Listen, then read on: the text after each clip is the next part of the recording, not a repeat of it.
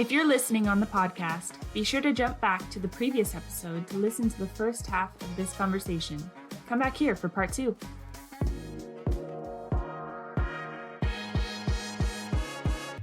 Welcome to the Building Doctor Show with Jens Johansson. Okay, now we're on to the favorite segment in our Q&A session. Somebody asked, who do we call first, our manager or the consultant? It depends. I'm going to start. If your house is on fire, don't call me. Call the fire department. If your house is flooding, don't call me. Call a remediation company. Right? It's going to depend a lot on what's going on. What do you think, Jim? Well, I think when you can get a free 15-minute consult call, it doesn't hurt to call J2, see what we can do. We may direct you back to your manager. Oftentimes, the agreements that we have are with an association or with a client, so we don't work directly with homeowners in a multifamily capacity. So we have to kind of filter some of that. I certainly don't like going forward and working on a project without having the manager involved. Yeah. We want to make sure there's definitely some involvement there. But if you have a question, I would say in my office's case, give us a call. I can't say the same as for everybody, but I know that Neil has got a whole bunch of properties he works with, so we may have a lot of phone calls to try and follow up with. You can also schedule, like on our website, you can just schedule with somebody to get something answered. I think it really depends on what it is, to your point. Is it an emergency or is this something that is performance concern and related? And I know that didn't completely answer, but you already have a relationship with that manager. You should be able to reach out to them to get an answer. All right. One of the other questions came from Phil. What if the board does not want to involve their attorney to review the scope of work and contracts?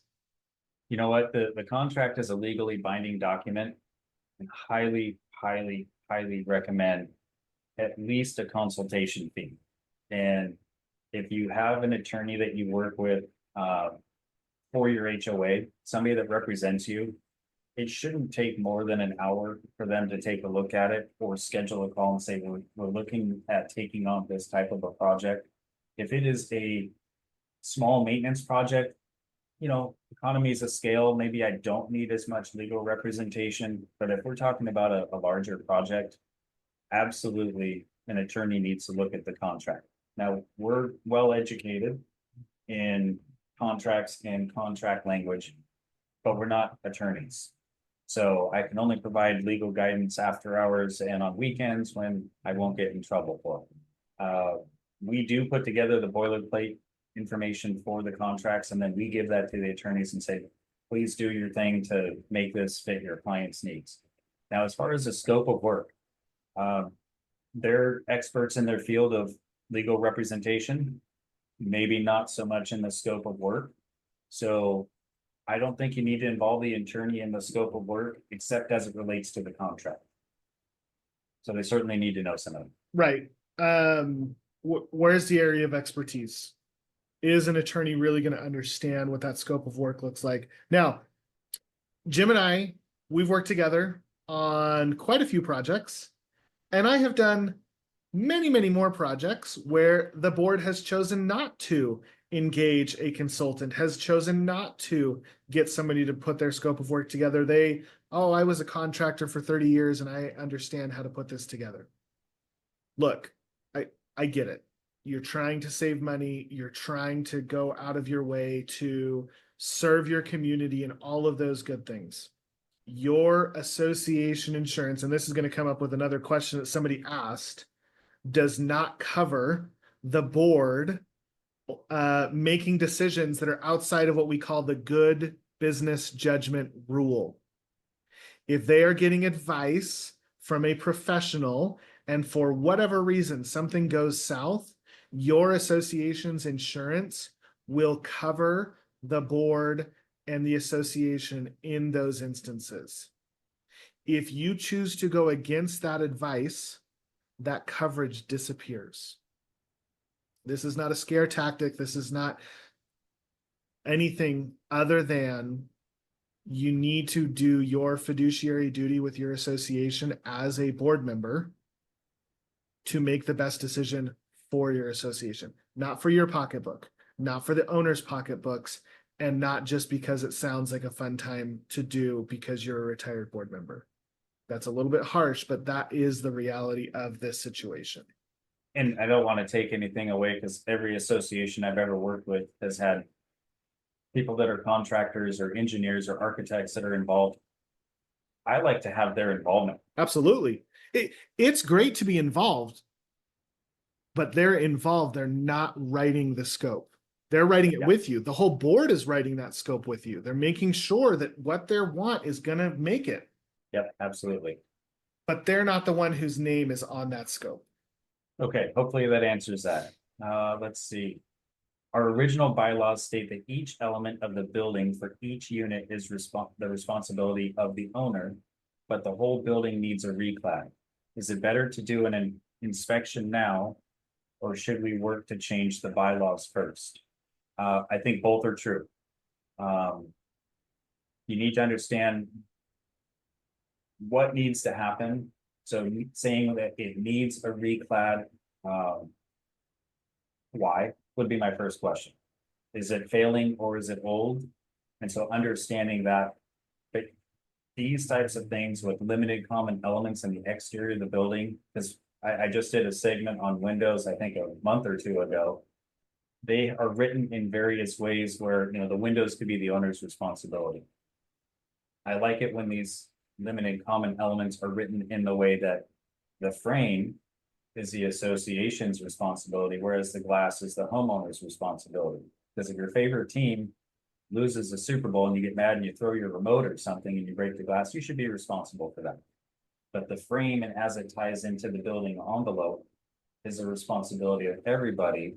So if I am on the third floor and I decide I want new windows and I put new windows in, and it's, let's say it's not done right, and my windows leak, it's gonna affect the second and the first floor more than it's gonna affect the third floor. So then who owns responsibility for that damage behind the siding?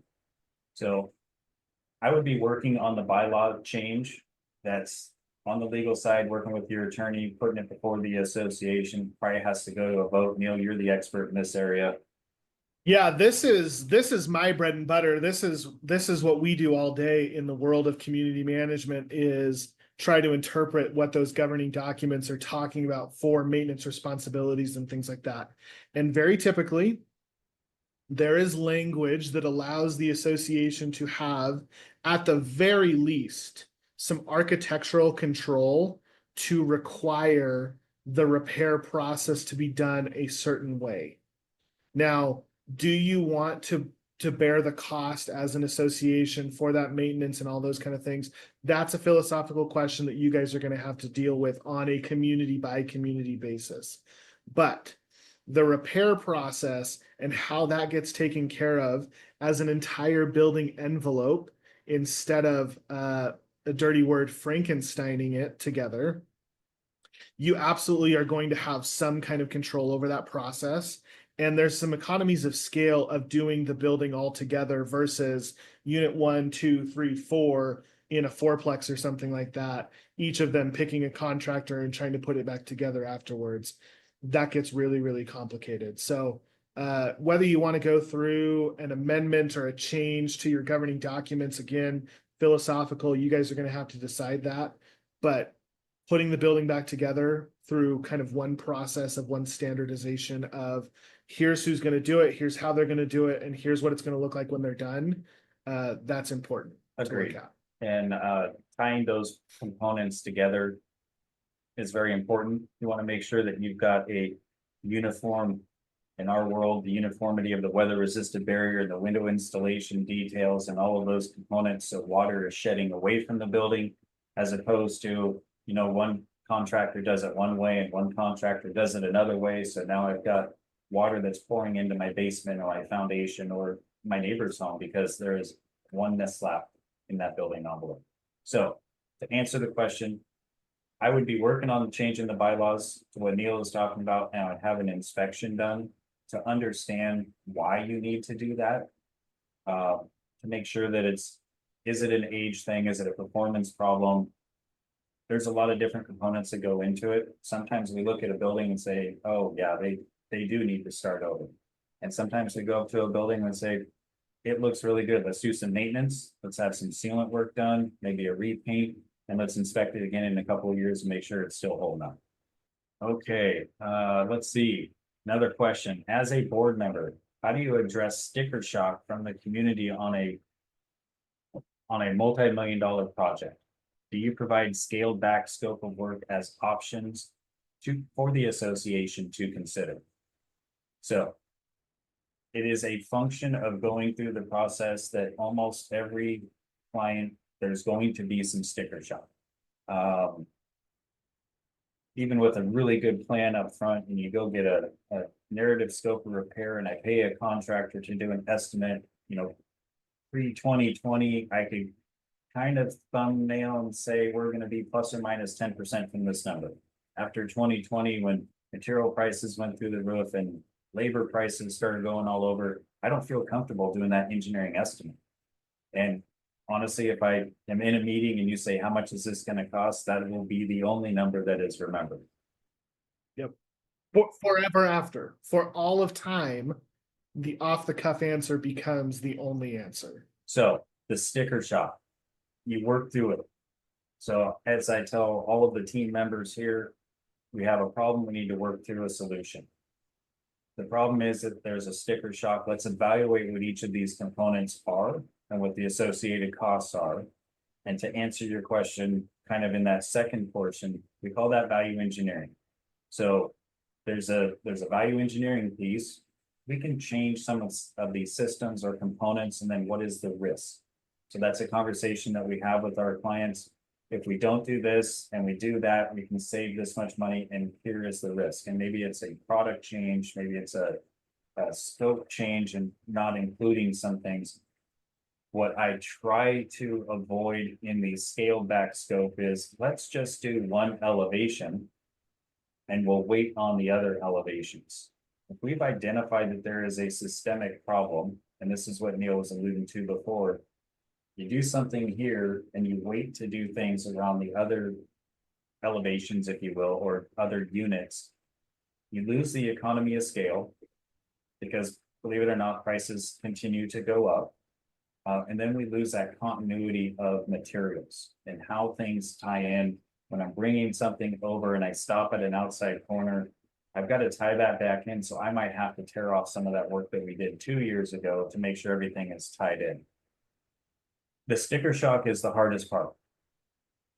And really sitting down and talking about what those numbers mean. And really, what were you planning? Did you anticipate that it was going to be this high or not? And if you didn't anticipate it, what does it look like now?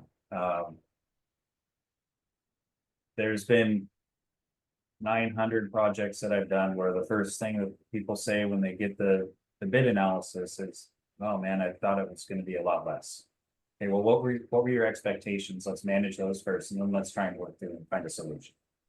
Yeah, I mean, with all of this, please do not start telling your owners as you're discovering that there's a problem and you're going through kind of the inspection process, and maybe you're looking at putting your plans together and things like that. Just communicate with owners that you're working on what that's going to look like. Don't give that amount of what it's going to cost until you're actually ready. You've got talking points created. You've got visuals of, look, this is what we found. So I managed a community for many, many years. And Jim sent me a picture once upon a time of mushrooms growing in a wall. And I live in a desert, and that shouldn't be a thing, but it was a thing. And that was a tool that was used to try to get the owners to understand the scope and severity and necessity, the urgency of getting repairs taken care of. All of that's going to be part of that conversation of multiple board meetings with owners and homeowner forums and discussing and reviewing and looking at that with those owners so that they get comfortable with what this is going to look like. Because guess what? It is a sticker shock. Nobody wants to have to repair these buildings. I moved into this association for maintenance-free living. Now, why do I have to pay? Right? Those are the questions that we get to deal with on the HOA management side all of the time. Yeah, it's a bummer that things cost money, but ultimately tackling it and getting your arms wrapped around it and making a plan to get it taken care of will serve you much better than allowing the naysayers of, oh, this seems expensive or this seems out of touch with the damage that I'm maybe seeing in my particular unit. That's going to lead to quite a headache. Yeah, so reading into it just a little bit further as a board member and as a community, right? So as a board member, you're probably well versed on everything that was discovered that went into the scope process, and you were part of that, and you went through the bidding process and maybe the interviewing process. So you've been part of the process. So you're educated on why this needs to be done. Maybe they don't have that same level of understanding. So that's when let's have a meeting. Let's go through some of these reports. Let's talk about why we need to do this. The education and communicating the clarity is key. And it doesn't mean that everyone's going to believe you all the time. I know that oftentimes on these projects, you'll have somebody stand up and say, hey, I'm a contractor and it shouldn't cost that much. Okay, well, here's my recipe for the work, and here are the contractors, and here's the timing of it, and here's what they pay their employees. Where would you be? And, you really have to, not to put somebody on the spot, but trying to get them to understand that a lot of work has gone into the process, and nobody is trying to retire off of one of these types of projects. We're here to get things fixed so we don't have to have anyone come back. We're trying to stop, as Neil was alluding to, the mushrooms growing inside somebody's home or outside somebody's home when you live in the High Plains desert and there shouldn't be mushrooms there. Okay, let's see here. So it looks like we've answered our questions. Neil, I think it is time for you to participate in the giveaway. This looks like the J2 swag bag giveaway. All things J2. Got yourself the charging ports and a coffee mug and some cups and a level and your aviator Top Gun sunglasses and the J2 holiday hat. So I need a number from you, Neil, between, let me double check here, between 1 and 8. 1 and 8. Boy, I got to go with 7. There's a former life where I cared about a certain quarterback. Seven's my number. 7's your number. Okay, well, Carolyn and Brooke are going to be finding out who number 7 is and reaching out to them and get this giveaway in their hands. Yeah, awesome. All right. Did you know that we also have a whole bunch of free resources for boards and managers? If you go to our website, let's see, it says on there, there's a QR code and it says learn.j2consultants.com/resources. It's free. Everything that we have, educational content, resources, all that kind of stuff, it's all free. We put it out there because we're trying to educate. We want to share the things that we have learned over the course of the last 17 years of being J2 and the combined 100 years or so we have in the construction and consulting world. So go there, look. If you don't find something, reach out to us. Maybe we have it. Maybe it's something that's in the archives and we've moved on from it. Or maybe it's something that we need to cover as the next topic. Free for everybody. New boards, new managers, old boards, old managers. Good resources in there. And you can also stream this webinar wherever you go. New episodes are twice a month. So the regular building doctor, Jens Johansson, will be back to cover some of those other building doctor topics. We'll put it out there again. We want to make sure that you guys have the information. You're getting guided in the process. It doesn't mean that all of this is for our benefit. This is for your benefit. We are a part of a team, and we want to make sure that that you're getting the information that you need to make the right decisions. And thank you for the questions. I hopefully we answered those. And if not, reach out to us and we'll see if we can give you a little bit more clarification. Be sure to rate 5 stars wherever you go to see the podcast.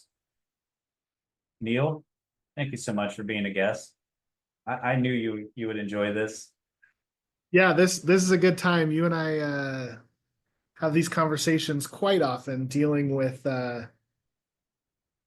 issues that come up. These buildings, they need to be maintained, and it's a difficult thing to navigate. So happy to have done Yeah, this. it's definitely never easy, and we've had our ups and our downs and trials and tribulations, but you know, we get through a lot of these things and we learn a lot along the way.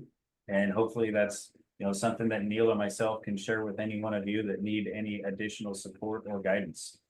So with that, have a great afternoon, have a great evening, wherever you might be. I'll see you in a month for another episode of the Building Doctor Show.